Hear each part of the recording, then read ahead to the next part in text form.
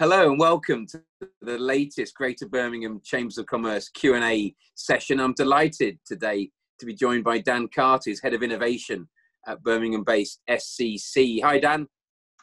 Good afternoon.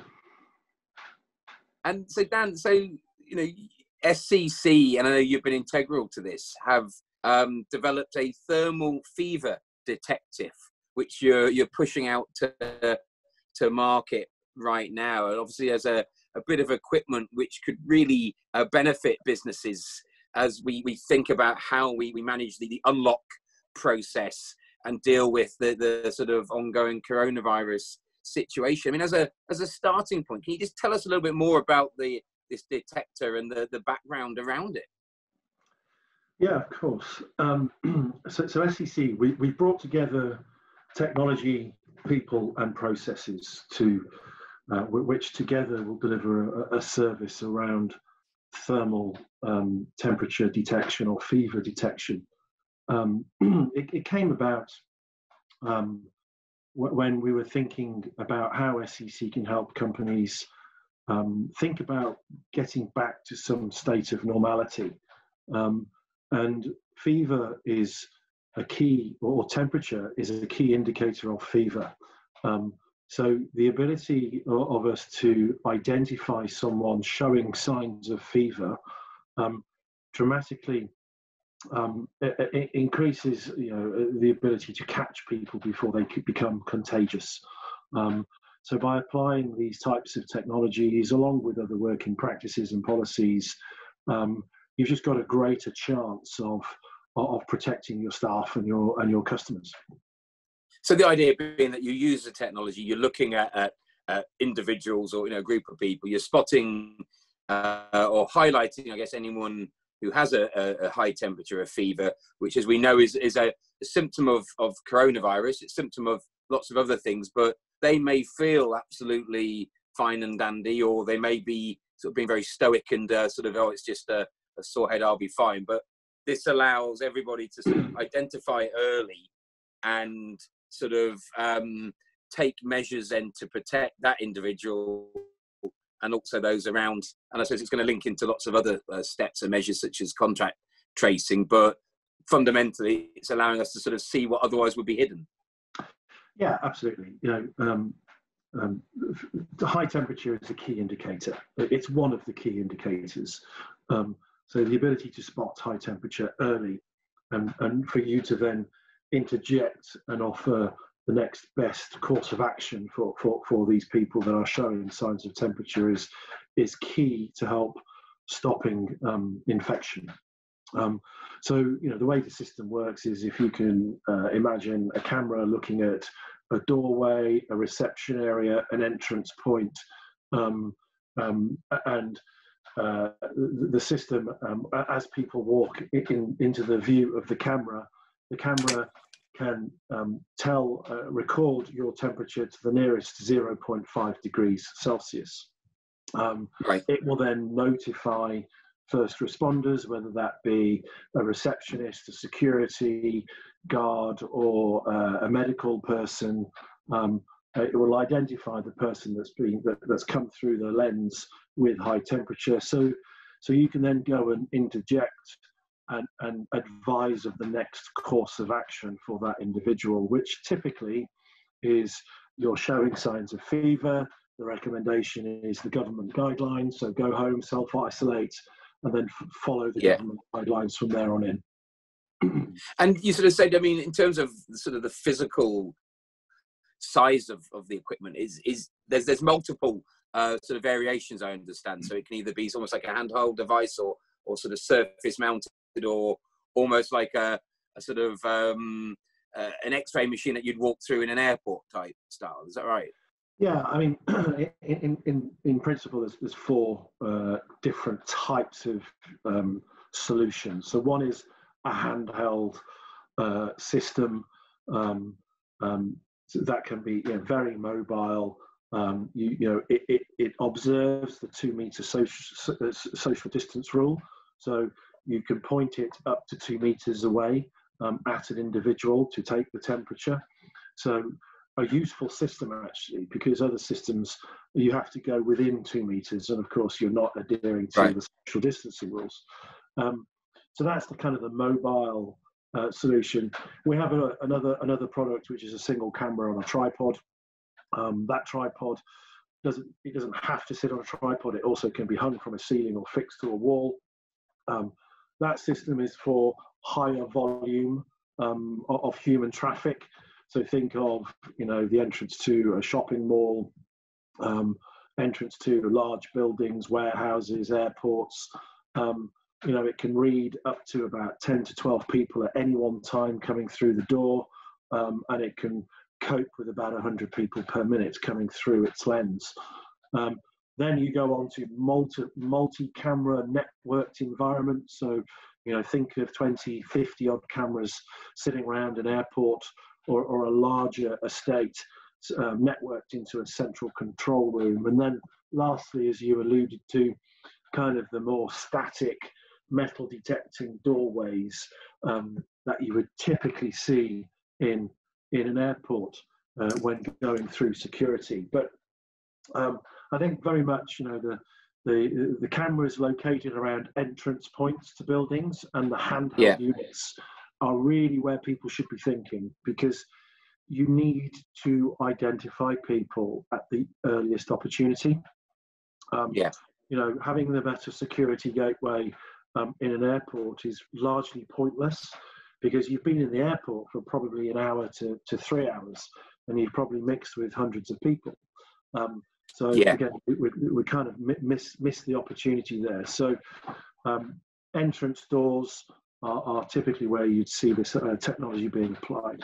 So it's that early warning, isn't it, really? An ability, if it's in place, it's being used effectively, then it gives confidence for, again, I'm misimaging a particular business, confidence for staff who are on the inside and other customers, for example, that that everyone who's in that space and has passed through the thermal detector sort of cleanly, as it were, that you've got a pretty good safe sense that everyone's okay, and anyone who maybe is flagging up, as we say, has been sort of picked up and spoken to and handled. And I suppose that's where it's important that there's that human side at the user side, isn't it? Sort of looking and being able to react nice and quickly. And I suppose sort of determine if someone's just run off a bus and run into a room, or if they're showing a high temperature for other reasons, they need to be able to add some discretion to that. So absolutely, I think I think I said it before. It's not the silver bullet, right? This is assistive technology. So this, with additional practices such as social distancing, different cleaning policies, along with fever detection, bring all that together, and you've got a much greater chance of identifying people showing signs of high temperature and fever. It is recommended that you have a pragmatic, sensible human being very close to this system, because, as you pointed out, we've all been the parents, or many of us have been the parents, running from the car, across the car park, to the airport, dragging your suitcases and the kids at the same time, and to be met with, you've got fever, you're not allowed to fly, that's going to generate some issues. And also, we had an interesting conversation with a gym, a health club. Lots of people cycle and jog to the gym to finish off and use the gym to finish off their exercise routine. Many people cycle to work, right? So you definitely need that human being that can clearly bring a bit of pragmatism and common sense to the equation, and then you can make the best, most appropriate decision from there on in. It's like most AI-based technologies, they complement the human being to make a better, more informed, accurate decision, which is exactly what this does. It gives the human being a set of data that the eyes just cannot see on their own. Yeah, it's part of the solution. And I mean, how long's the technology been about for? And I guess, you've clearly moved quickly to adapt it for the sort of COVID-19 world that we're in at present? So thermal imaging has been around for decades, Yeah. but typically it's on a police helicopter, right? So very expensive systems that can work super long distances.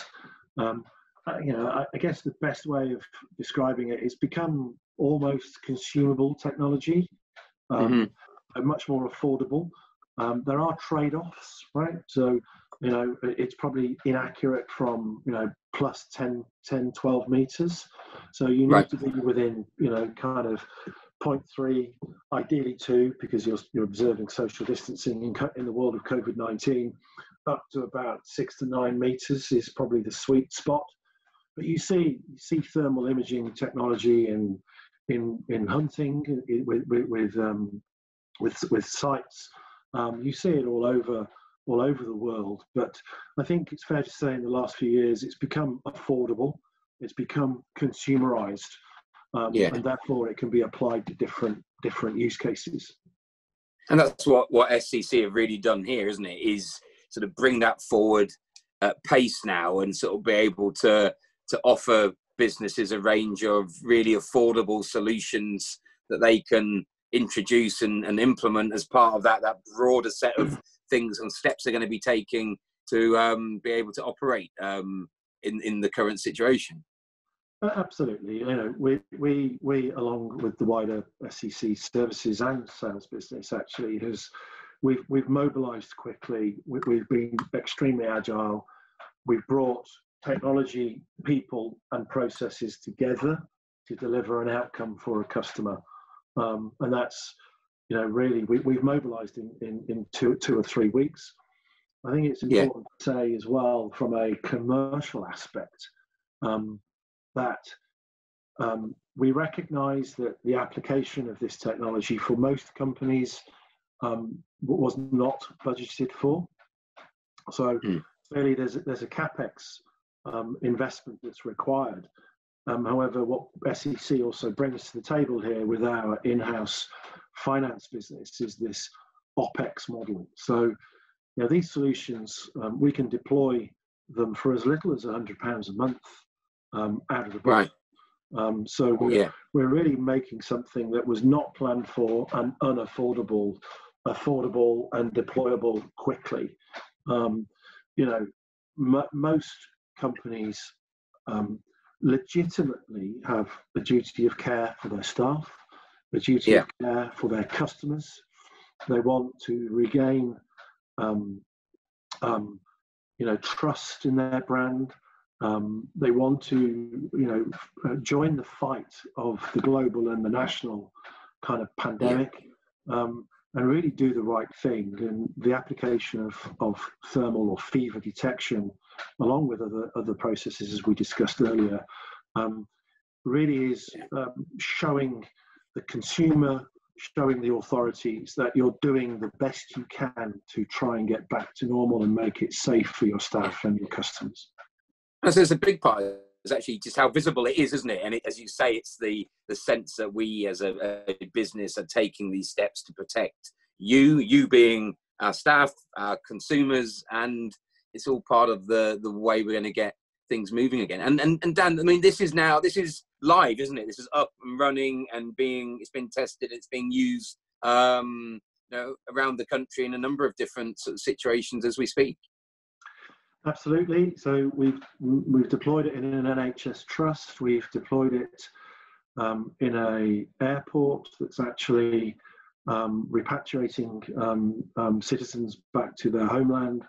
There's many use cases that we've now deployed it in. We're going live in a hotel chain. We're actually drinking our own champagne, right? So we're putting this product into the SCC offices. So it went live at the beginning of this week as well. We've actually put this into the customers I've just mentioned, but it has application absolutely everywhere. If I'm honest, all transport, air, rail, coach, ferry, ports, border control, all retail from supermarkets to fast food to wholesale, entertainment, hospitality. the university schools got, I could go on. It has application anywhere where there's high volume human traffic, has a good fit for this. And of course, it's not just for COVID, right? COVID might be the trigger point, but it has a shelf life after COVID. I think COVID, we're going to have the peaks and troughs over the coming 12 to 18 months probably. But I think what COVID will do, it will make us all a bit more aware of contagious disease, and it will make us just take that extra step to try and protect us all from catching other people's contagious fevers. So definitely a business case and a shelf life post COVID-19.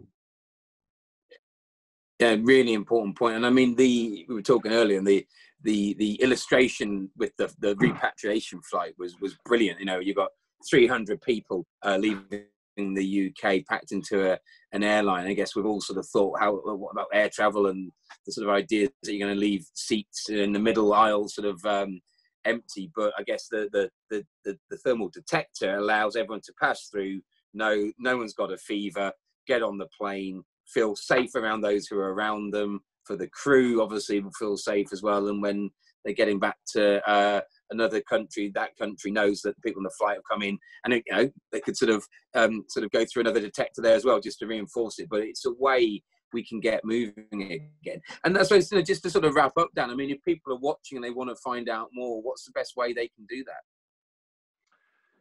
Yeah, so scc.com/thermal is the landing page. There's a form there to fill out, or contact myself, daniel.carter, spelt with 2 T's, at scc.com, and I'm more than happy to make contact. Dan, thank you very much. We'll make sure the contact details are linked in with this video as well. It's great to talk. It's great to understand more about this, and must say, sort of take a fair bit of pride from the way that SCC, a global company, but very much at Birmingham in its heart, and still sort of where you guys are centered, leading the fight in this way, and really bringing forward technology, which, as you say, can play an important part in helping businesses to get back to doing business, and that's going to be so critical in the months ahead. Dan, thank you very much for joining us. Thank you very much.